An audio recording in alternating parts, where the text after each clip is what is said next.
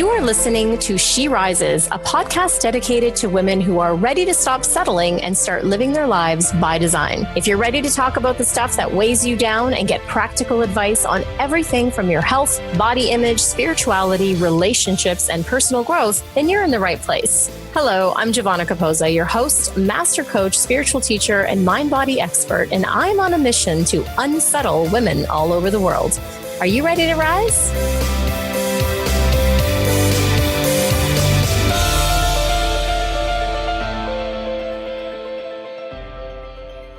Hey everyone, welcome back to another episode of She Rises. I'm your host, Giovanna Capozza, and thanks for coming back and listening, and thanks for sharing the episodes with your friends, and most of all, thanks for all the amazing feedback and comments on social media and on SheRisesPodcast.com. I so appreciate you listening and following along. Today, I wanted to talk to you about something really kind of personal, but I know it's going to relate to a lot of people listening. And I know that because I've been having this conversation a lot with friends of mine, colleagues, in particular my clients, and even some family members. And this is it.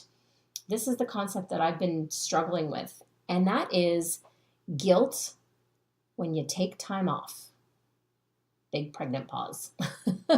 Do you guys ever suffer from that? Is that something that resonates with you? And maybe you don't. Maybe you're like, dude, get a life. Like, calm down, chill out. Maybe you have no problems taking time off. Maybe it doesn't even occur to you to feel bad about that. And if you're one of those people, just kudos to you. And please tell me how you do it. And by no means do I want to sound like I'm glorifying being busy here, because I'm the anti-busy person. I don't believe in glorifying that. I think we glorify busy way too much in our culture. I think we make people feel guilty for having a quote unquote easier life. And it's just all backwards. It's totally backwards. But the reason I decided to record this episode is because I realized how this was really operating with me in a sneaky way. And I wondered if this wasn't affecting you guys as well. And so I started talking with it openly with my clients and, like I said, with friends and colleagues. And I started realizing that among women who are, type A or consider themselves overachievers of some kind, really struggling or striving or pushing towards a goal, that there's a bit of guilt in taking your foot off the gas pedal. And the way it came up for me was several weeks ago, I had the opportunity to go to Italy for the weekend, for a long weekend, for 4 days. And I struggled with taking the time off. I sheepishly went to my clients and said, hey, I have this opportunity that came up, and I wonder if we could switch our day from this day to that day. And of course, it was fine for them, and we switched it, and they were fine with it. They were happy I had the opportunity. And yet I sheepishly went into that conversation. I noticed myself, not like really wanting to tell people that I was having this amazing opportunity to go to Italy for the weekend, because who gets opportunities to go to Italy for the weekend, right? And I noticed guilt coming up about that. I noticed that I wasn't unapologetically going into this experience of my life. In fact, I was feeling really a little apologetic about it. And the guilt was coming up because I was thinking, geez, well, everybody else is back at work Monday and Tuesday. I'll be in Italy or just flying back from. And shouldn't I be working? I'm working on a book right now. Shouldn't I be writing? Shouldn't I be putting the final finishing touches on that program I'm putting together? Shouldn't I be talking to the person that's rebranding my website? Like, all of these shoulds and all this guilt of what I could be doing or should be doing with my time, rather than relishing the opportunity and the moment. And kudos to me, because there was a time in my life when I would have let this go on and on and on for way longer than it should have. But I did catch it, and I nipped it in the bud. And I wanted to share with you guys how I did that, because I think it's going to be really valuable for you moving forward. So how I nipped it in the bud was, first of all, and this is the biggest first step, is I recognized that I was doing it. I recognized that I was feeling guilty. I recognized that I was doing the whole shoulds all over myself, right? I had to recognize that I was doing it first, which Sounds like a small task, but in the past, it would have been really unconscious for me. And it would have been something that created a lot of anxiety and really just robbed from the moment, right? Really robbed me from experiencing joy in the moment. And it would have been totally unconscious and I wouldn't have known what was going on. And I probably would have overate just to compensate. So the first step in it is that I realized, oh, I'm doing that thing again, right? Like I'm doing that thing that says, you're having too much fun, or life's a little too easy right now. It should be a little harder for you. Like, what are you doing? So I had to catch it. That was the first step. The second step is I kind of called myself out on it. So I picked up the phone and I called a friend who was trusted and who I know wouldn't think I was a whack job. And I told her, I said, look, I want to call myself out on this because I want you to reflect back to me just how ludicrous this is, because I kind of need to hear the voice of reason right now.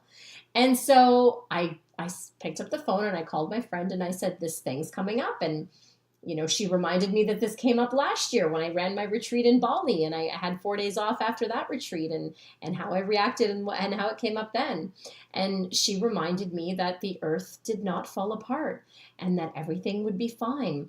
And that in fact, I'd probably have more creative ideas to bring forth to my clients and to my work when I came back. And we just had this really great conversation about it. And so it didn't last long. And the last thing that I did was I continued to be vigilant of this little sneaky little gremlin in each moment. And what that looked like was, as it snuck up a little bit when I was at the airport, I caught it and I said, no, I'm in the moment and I'm going to enjoy this. And this is what life's about. And I just reminded myself. And as it came up, I was on the plane and I thought, oh, I should pull my laptop out. I should do some work. And I thought, no, I'm going to enjoy this moment. In fact, it's nighttime. I'm going to take a valerian root and I'm going to go to sleep. So I caught myself in each moment that I was about to should myself. And I replaced it with a reassurance that I was making the right decision.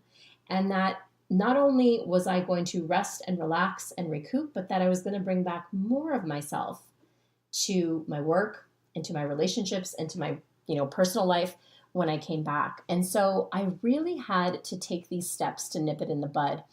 And you might be thinking, well, geez, that sounds like a lot of effort for just a little bit of guilt. And it might sound like that, but if you're someone that's listening who has ever been robbed of the present moment, whether it's with your children or on a vacation or with a loved one, because in the back of your mind, you've been worried about what hasn't gotten done and what needs to get done, I'm here to tell you that these 3 little steps, they work. And you might not have time to do the second step, right? Like you might not be able to call a friend. You might not have that resource in the moment that this comes up. But if you can just take a deep breath and realize that that thing's running again, that program is running again, and that program is not you. It's just some antiquated old way of thinking. And breathe into the present moment and remind yourself that you deserve this moment, that we all deserve a moment's peace, and that you're going to come back greater and stronger and even better when you take the time out. I can assure you, you'll start to enjoy your moments more and more. And in fact, that one simple step of just taking a breath and slowing down, that'll make all the difference in the world. So it sounds a little involved for something as little old as guilt, but let me tell you, unconscious guilt can wreak havoc, not only on your personal life, but on your mental health and your physical health. And so the next time you have an opportunity to do nothing and enjoy yourself, and you start feeling that little guilt gremlin coming in, take a breath, notice what's happening, and see if you can break that pattern. And most of all, learn to be in the present moment and really enjoy yourself and your loved ones.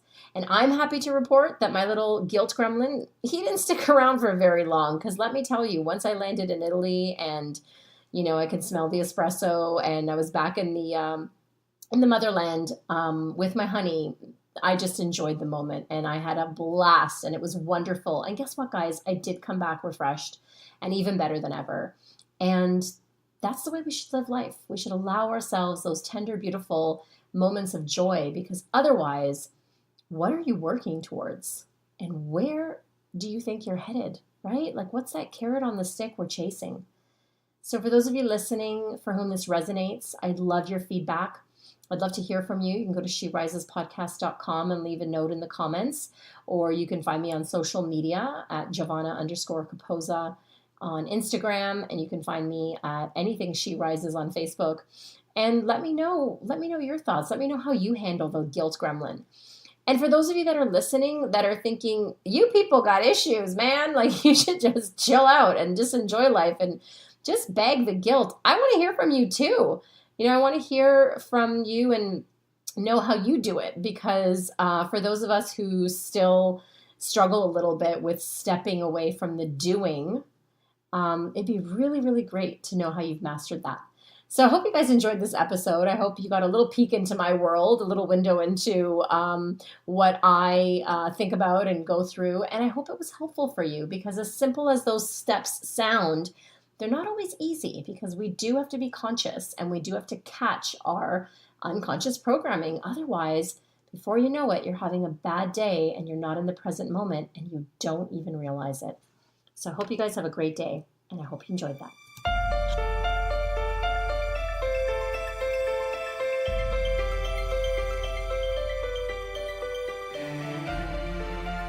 Thank you so much for tuning in, and keep rising, everyone.